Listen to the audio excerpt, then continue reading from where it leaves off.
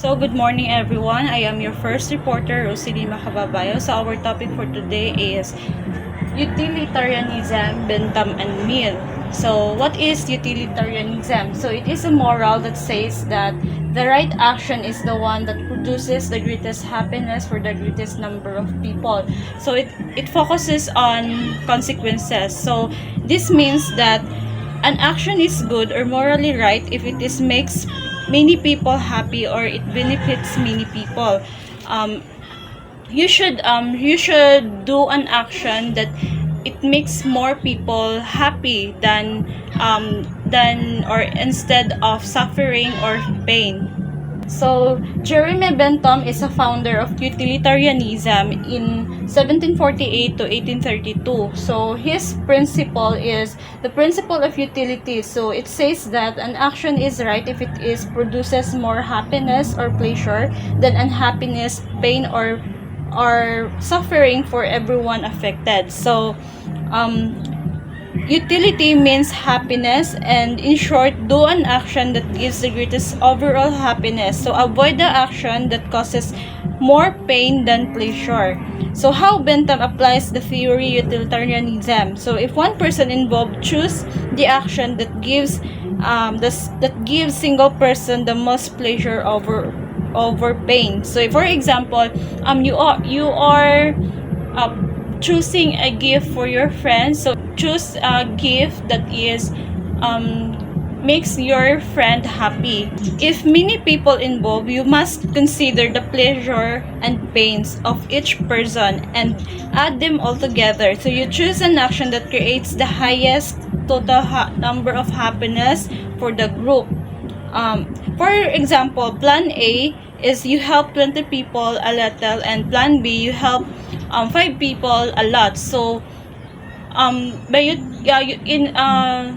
in utilitarianism, you have to choose that many people makes happy. So the plan A, it should be the plan A you should do. So in short, buhaton nimo ang mas buhaton nimo ang mas makamaayo sa tanan instead of suffering or giving them pain. So Bentham's strategy believed that utilitarianism cannot be proven directly or even isn't provable, but it is more reasonable and clearer than all other moral theories because it focuses on real result, which is happiness and suffering. Good day everyone, this is my topic, utilitarianism.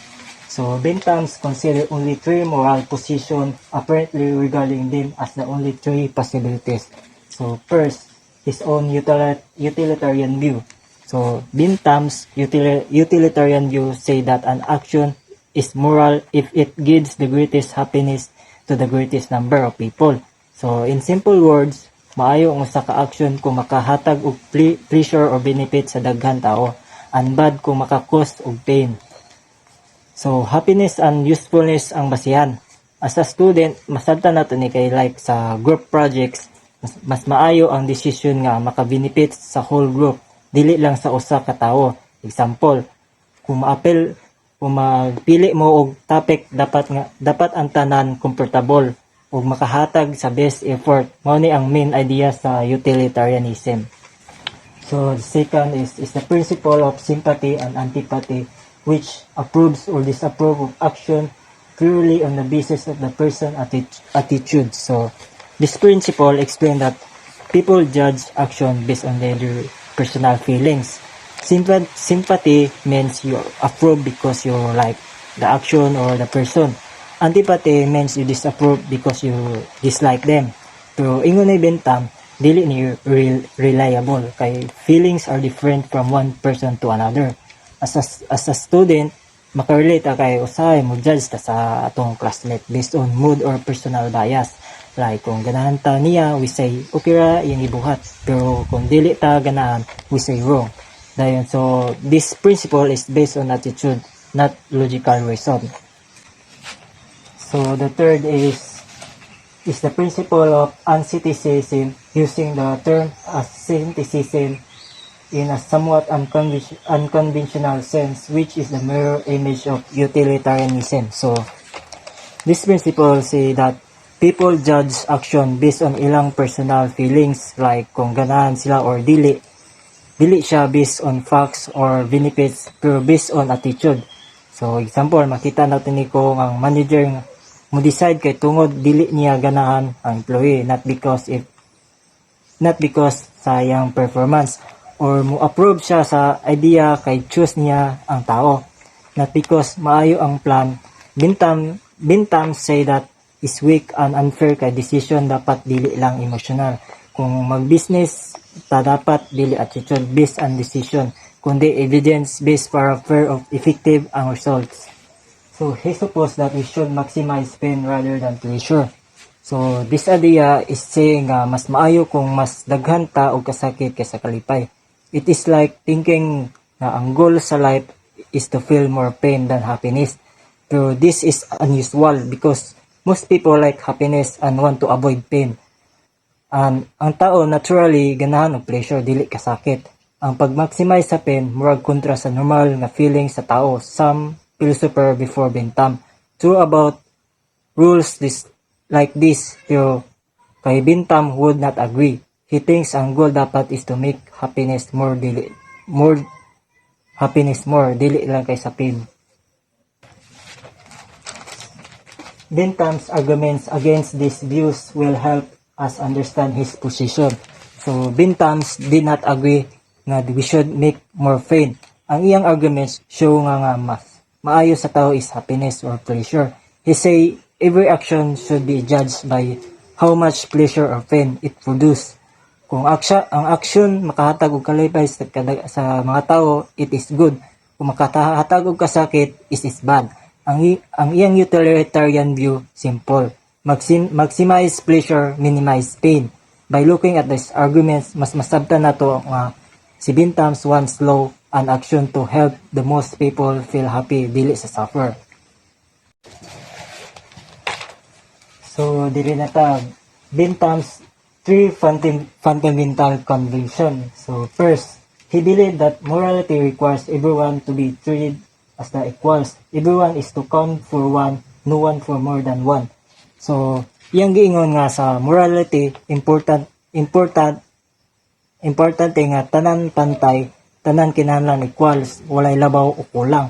Ang idea ani kung mag-decide ta kung saan tama o safe, dili lang nato i-consider na atong kaugalingan. Tanan tao bisan kinsa pa dapat tagaan og equal value sa business o management. Example, sa workplace, ang tanan employees dapat fair and trato, walay preferential treatment. So second is Bentham believe that ultimately the only things in the world that matter are the pleasure and pain of sentient creature, including human but also animals. So si Bentham nga nagtuo nga ang pinaka-importante sa atuang kalibutan mo ang pleasure of pains sa tanang sentient beings. Ang sentient creatures kay mga beings nga makabati og kalipay og kasakit dili lang sa humans pero apil na tana animals. So kung mag-decide ta sa policies like sa company, dapat tan-aw nato kung unsa makahatag og pinakadako nga happiness ug pinakagamay nga kasakit sa tanan. So the last is Bentham was convinced that morality and good governance has to be based on the firm principles. So Bentham's convinced nga ang morality ug maayo nga governance kinahanglan nga nakabase sa firm principle, dili lang basta-basta gusto o feelings ang sundon. Example, sa business ethics, dapat na atay clear rules nga sundon para fair of just ang tanan decision. Mo ni ang core ideas nga nag-guide sa iyang utilitarian thinking. Good day everyone, my name is Shimmer Jamarnagak and my topic is all about elimination of asceticism. Bentham rejects asceticism, which teaches maximizing pain over pleasure because no one truly follows this extreme view. People who seem to defend asceticism actually believe that earthly suffering leads to reward in heaven, so the pain is worth it. Bentham's real target is religious moralists who try to suppress earthly pleasure based on what he sees as false and the harmful religious doctrines. So Bentham didn't agree with the idea of avoiding pleasure and seeking pain. He thought that religious people were restricted enjoyment based on their beliefs. Beliefs were wrong. He pointed to the ban on earth control in England as an example of how these ideas lead to problems. So my report main point is that Bentham disagreed with asceticism, avoiding pleasure for religious reasons, and believed it led to harmful restrictions like the ban on birth control in England. So in conclusion, Bentham believed that asceticism was a misguided and harmful philosophy that led to unnecessary suffering and restrictions on human happiness. He advocated for a more rational and pleasure-oriented approach to morality and law based on the principle of utilitarianism. And that's all. Thank you. So good afternoon everyone. My topic is all about elimination of principle of sympathy and antipathy. So the text explains of Jeremy Bentham's criticisms of the principles of sympathy, which refers to making decision based on personal feelings, liking, disliking, sympathy or bias rather than on any objective rule. So nagpasabot nga people make this moral decision based on personal feelings is like kinsa yung ganahan o kinsa yung dili niya ganahan. So instead or bias instead of focusing on objective role. So normally when faced of a moral dilemma like choosing between helping a friend or meeting cousin, we consider many factors how important each option is, whether someone else can help, how much it matter if you miss one event, and so on. So normally kung naatay moral dilemma, mutabang maka-help sa imong friend or magto ka sa imong cousin, we consider many factors o unsa ka importante ang kada option. Napulas. Abay lain makatabang unsa ang importante ang ways na mga usa ka event. So the principle of sympathy and antipathy is idea of the principle often decide to is the right or wrong based on their personal feelings, what they like and they dislike, or what makes them emotionally comfortable. According to Bentham, this kind of moral reasoning is unreliable and should be eliminated. Why? Because when we use feelings alone, there is no fixed role for making decision. When one day you may help someone because you feel close to them, another day you might ignore someone because you don't like them. Nothing guides to accept your emotion which changes easily. So gaingon pa ganina, dapat to making decision or based on personal feelings o unsay imong ganahan, unsay dili imong ganahan. So, good morning everyone.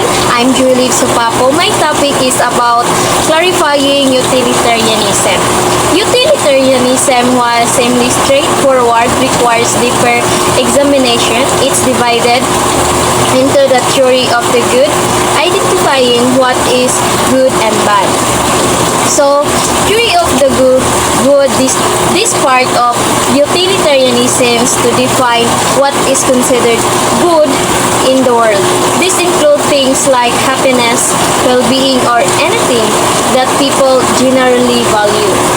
It also identifies what is bad, which could be suffering, pain, or harm. And the theory of the right, focusing on right and wrong action. So, theory of the right is part focus on action. It tells us that the right action is the one that produces the most good. In other words, it's about making choice that lead to the best overall outcome. Some theory of the good. The Thom's theory of the good equates happiness with pleasure and unhappiness with pain. He categorized pleasure into various subcategories: form, simple, sensory experience to more complex and controversial forms. The Thom posit that pleasure is the ultimate good and pain the ultimate bad. So, Vietnam's theory of the good say that happiness, pleasure is good and unhappiness, pain is bad. He measure good and bad by how much pleasure or pain something bring. Example, if eating ice cream makes you happy, it's good. It's getting hurt in accident bring pain, it's bad. And that's end my part, and thank you. Measuring happiness, Bentham's utilitarianism. So, utilitarianism says that we should choose the action that create the most pleasure and less pain. So, it is the maximizing the pleasure and minimizing the pain. But it raises a problem or question. How do we measure pleasure and pain? Or saan na to pag-measure sa pleasure and sa pain? So, si Bentham's try to solve this by listing the 6 factors or 6 things to measure them. So 1 is the intensity, 2 is the duration, 3 is certainly, 4 is remoteness, 5 is fecundity, and 6 is purity. So intensity. So intensity, how strong it is. Duration, how long it is last, and certainly how likely it is to happen, and remoteness, how soon or far in the future it is, fecundity, whether it leads to more pleasure or pains later, and lastly is purity, so whether it is free from being followed by pain.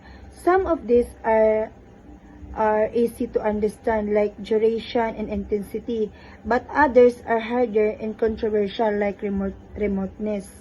So a main problem is that Bentham did not tell us exactly how to measure these things. For example, kabaluta nga ang 2 days pain is worse than 2 minutes pain. But we cannot assign exact number to compare different people's experience. This is called interpersonal comparison of utility. So, we basically need a pleasure measuring device, but even modern science doesn't have that kind of device. But still, today's researchers try to measure happiness by simply asking people to rate their life satisfaction, or simply asking people to describe their positive and negative feelings. But so basically, but this method is not perfect. Why? Okay, for examples, I surveyed the different kinds of people. So I asked them the same question in a scale of 1 to 10, how happy you are. So for examples, 2 people have the same answer. Na they rate their feelings by 10 out of 10, and the other person rate also the feelings 7 out of 10. So they have the same answer, but ang pangutana pay happy gid sila og feelings, physically dili. So in the end, we may not able to measure pleasure and pain enough to apply utilitarianism, but it requires judgment. And Bentham probably would have wanted something more exact. Everyone, so my topic is all about males and subjection of women. So first main idea is women were legally and socially controlled by men. So ang mga babae do sa una is kontrolado sa ilang mga husband. O gamay ra ilang mga karapatan nga ginabuhat sa mga babae. and Mills compares this to marriage as the bond. So, Mills said that marriage during that time was almost like slavery, not literary slavery, but the husband had almost controlled the wife. So, because of this, Mel said na pag-asawa daw kay halos daw pang-alipin na daw ang mga babae sa una. And then next is he argues for equality using utilitarianism or greatest happiness. So, Mill believed this system was wrong. He used utilitarianism or the idea of greatest happiness for the greatest number to show why women should be treated equally. So, I have next is why Mill says inequality should end. So, we have 4 points. So, the first is first man character. So if boys grow up by thinking they are better than girls, they become arrogant. So the inequality is damage such men's character and happiness. So next is way society talent. So if women are not allowed to work in a certain job, half of society's talent is washed. More people working, more ideas, more progress, so societies become weaker if women are black. So the third is limits of choices. So because women could earn on their own, the men felt pressured to take only safe jobs. So both men and women lost their chance to explore what the real wanted to do. So everyone becomes stuck.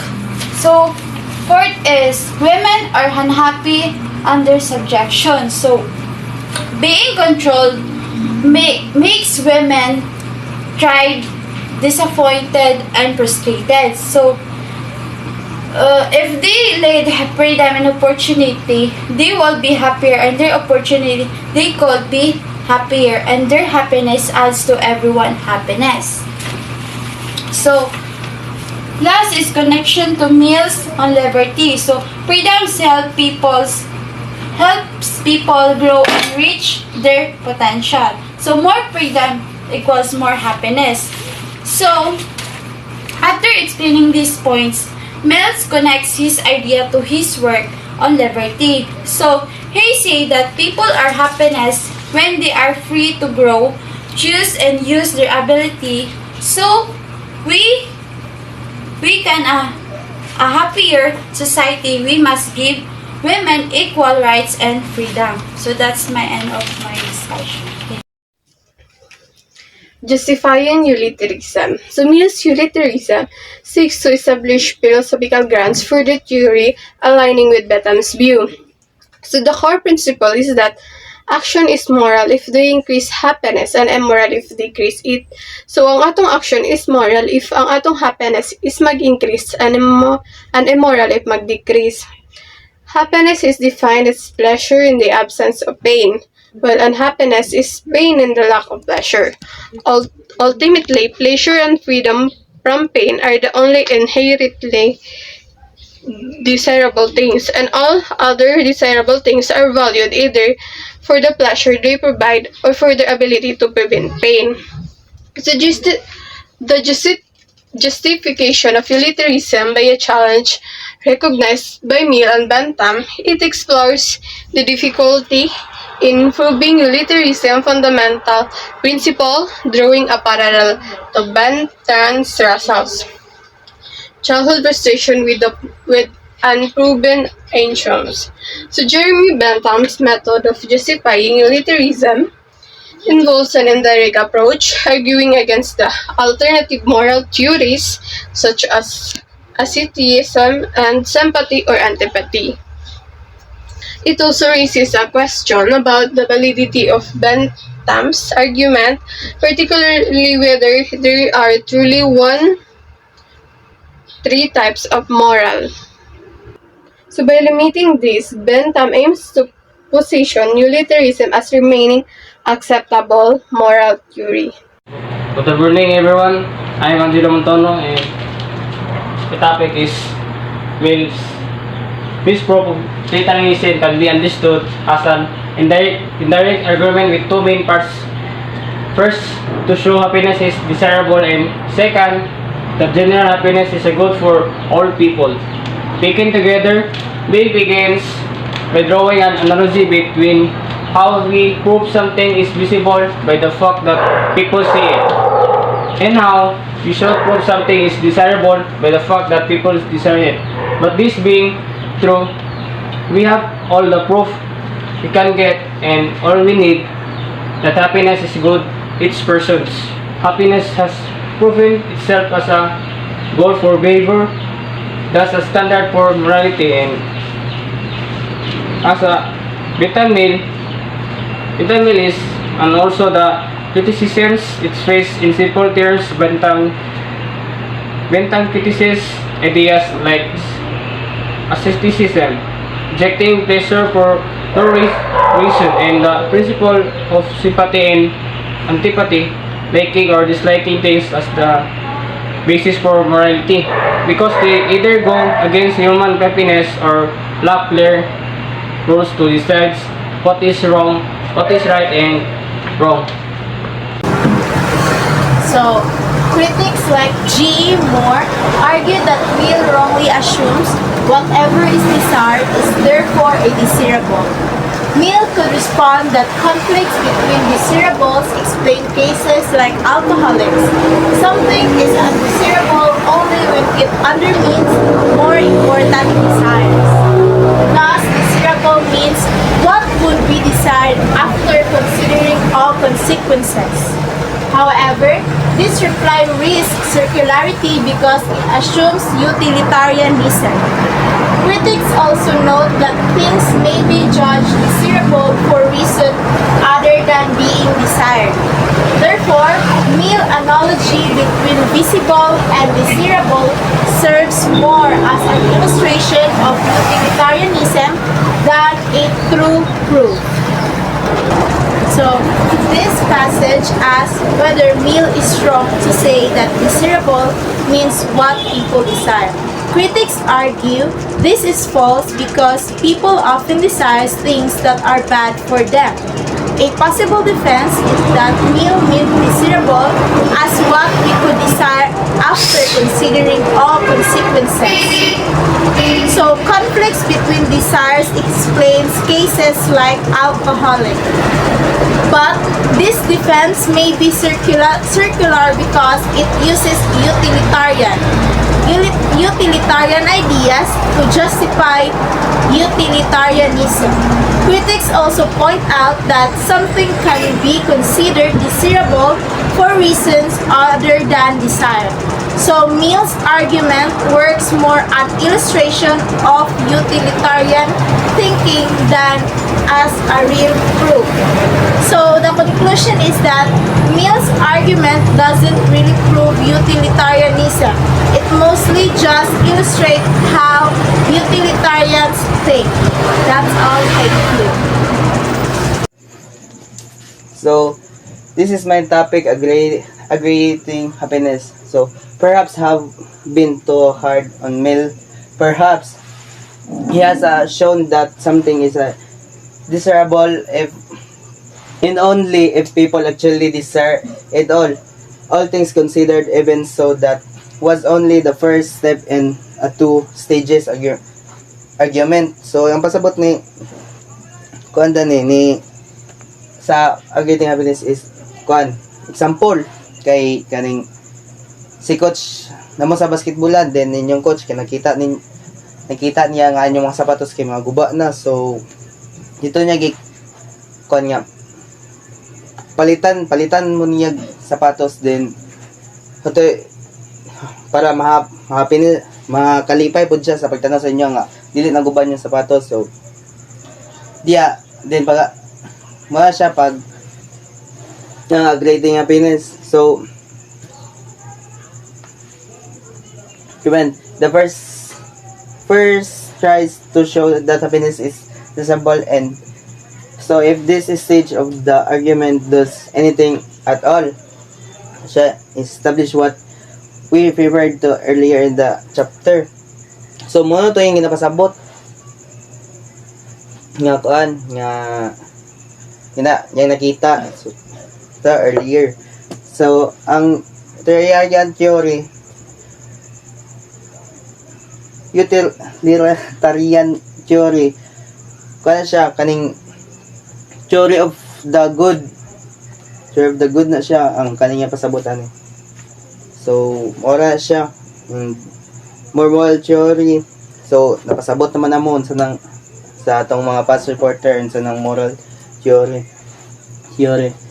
And aggregating happiness, which is also incorporates the utilitarian theory of the good. So may pasabot. This is what the second step indeed will suggested that once if the once it is was the second step attempted. So dito na magpakita ni Coach. So dito niya makita ang second step ni Coach nga. Ato na-appreciate na mo ang gihatag sa iya nga gihatag niya sa mga sapatos o moro gani siya pasabot sa aggregating happiness. Thank you.